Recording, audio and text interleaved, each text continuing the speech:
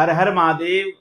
जय माता दी। मैं आचार्य आशीष सेमवाल आज आपको कुंभ राशि का राशिफल बताने जा रहा हूं।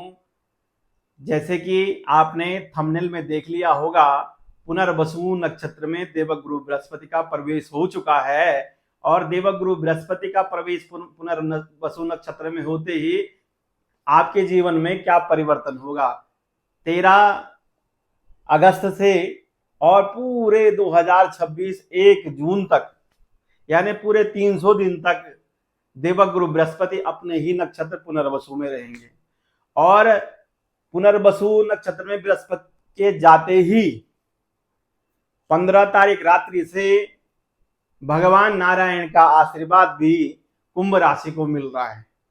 देवगुरु बृहस्पति का अपने नक्षत्र में जाना, नारायण के नक्षत्र में जाना और स्वयं भगवान नारायण का जन्मोत्सव भी आना कुंभ राशि के जीवन में बहुत बड़ा परिवर्तन हो रहा है। प्रिय दर्शकों, जो राशिफल बताने जा रहा हूं वो राशिफल चंद्र राशि के आधार पर है, यानी कि आपकी जन्म पत्रिका जन्म कुंडली की जो राशि बनती है उस राशि के आधार पर। और समझने के लिए मैंने यहां पर कुंडली का निर्माण किया, जहां पर 11 अंक है वो आपकी राशि कुंभ राशि है और आपकी राशि से देवगुरु बृहस्पति पंचम में विराजमान, जहां पर 3 अंक है वहां पर विराजमान है। और देवगुरु बृहस्पति अपने नक्षत्र पुनर्वसु नक्षत्र में चले गए हैं पूरे 300 दिनों के लिए। अब आपके जीवन में वैसे तो शनि की 7.5 आपके ऊपर है, लेकिन देवगुरु बृहस्पति ऐसे ग्रह हैं जब कृपा करते हैं, कृपा बरसाते हैं तो अपार कृपा बरसाते हैं, वो भी कर्मों के आधार पर। जैसे शनि ग्रह कर्मों के आधार पर फल देते हैं, ऐसे ही देवगुरु बृहस्पति भी कर्मों के आधार पर फल देते हैं। तो देवगुरु बृहस्पति आपके पंचम में है। देवगुरु बृहस्पति पहले उदय हो चुके थे, उसके बाद देवगुरु बृहस्पति अपने नक्षत्र पुनर्वसु में है। तो आपके जीवन में क्या परिवर्तन होंगे देख लीजिए। निसंतान को संतान प्राप्त होगी।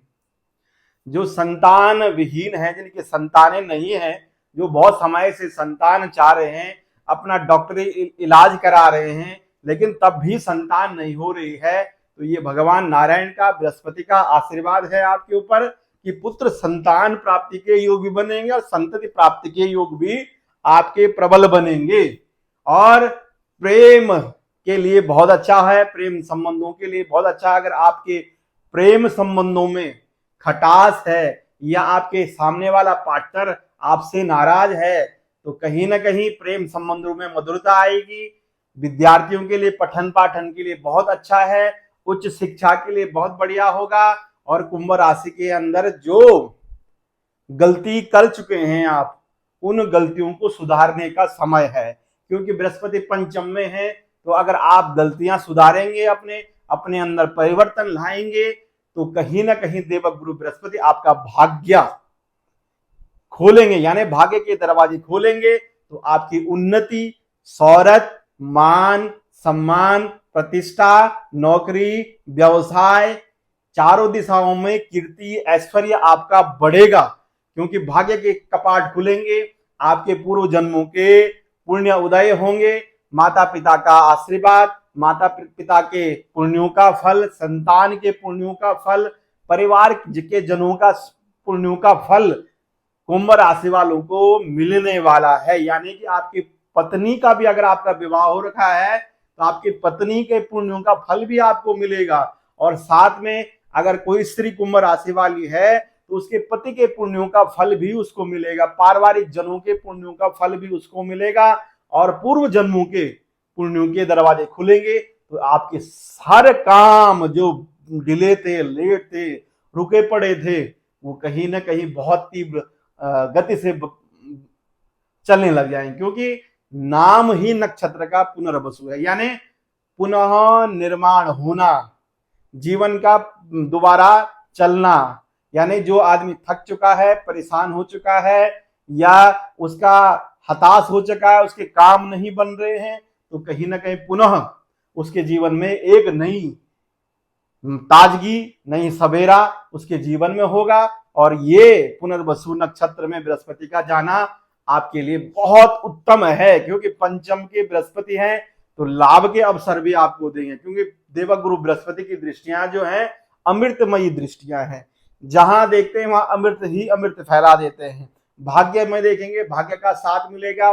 पैतृक संपदा में अगर विवाद है, पैतृक परिवार कुटुंब में विवाद है, या आपको कोर्ट कचहरी के मामले हैं, कहीं भी प्रॉपर्टी विवाद है, तो वो विवाद सुलझेगा। पिता के स्वास्थ्य में सुधार, माता के स्वास्थ्य में सुधार होना और आपके स्वास्थ्य में सुधार होने के पूर्ण योग ये पुनर्वसु नक्षत्र में बृहस्पति आपको देंगे। लेकिन इसमें आपको क्या करना है, बृहस्पति का अगर आप अपने घर में जप करा सकते हैं या मंदिर में जप करा सकते हैं, या संकल्प दे करके आप इस ग्रह के लिए कुछ अच्छा करें, यानी विष्णु सहस्त्रनाम के 100 पाठ करें, नारायण कवच के पाठ करें, राम रक्षा सूत्र का पाठ कराएं, पुरुष सूक्त का पाठ कराएं, ओम नमो भगवते वासुदेव मंत्र का जप करें, नारायण की सेवा करें, नारायण के मंदिरों में दर्शन करें, पीपल वृक्ष की सेवा करें, जितने ज्यादा हो सके अच्छे काम करें, धार्मिक काम करें, बृहस्पतिवार को दान पुण्य करें, तो कहीं ना कहीं लाभ के अवसर आपको, मैंने जहां भी आप व्यापार करते हैं, जहां भी आप नौकरी करते हैं,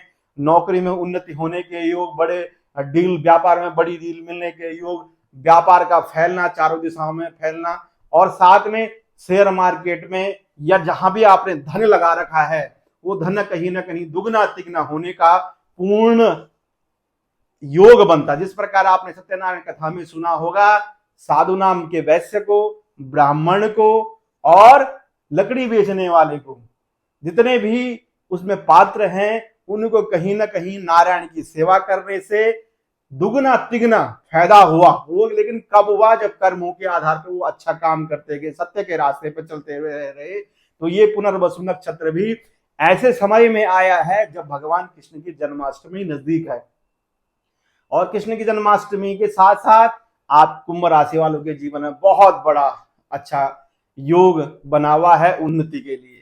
तो जो लोग विदेश में रहते हैं उनके लिए भी बहुत अच्छा है, विदेश में उन्नति होगी, विवाद मिटेंगे, अच्छे रास्ते खुलेंगे, नया सवेरा होगा और नए कारोबार करने का समय, नए ताजगी आपके जीवन में आने का। क्योंकि पुनः अगर आप कुछ, आपके जीवन में कुछ गड़बड़ हो चुका है, या आप कुछ परेशान हैं, या स्वास्थ्य को लेकर परेशानियां हैं, या कुछ भी आपके जीवन में आपको लगता है कि मैं कुछ नहीं कर पाऊंगा, लेकिन इस समय आपको दोबारा खड़ा होना है और दोबारा करना है। तो देख लीजिए, आपके लिए हर तरफ से बहुत अच्छा अवसर देवगुरु बृहस्पति के इस नक्षत्र में जाते ही प्रकृति ने दिया है, भगवान नारायण ने आपको दिया है। प्रिय दर्शकों, अगर आप अपने जन्म पत्रिका, जन्म कुंडली दिखाना चाहते हैं या बनवाना चाहते हैं, नीचे दिए हुए नंबरों पर संपर्क करके आप अपनी जन्म पत्रिका अध्ययन करा सकते हैं, और कमेंट में ओम नमो भगवते वासुदेवाय या जय श्री राधे लिखें। अभी के लिए मुझे अनुमति दीजिए। नमस्कार, जय माता दी।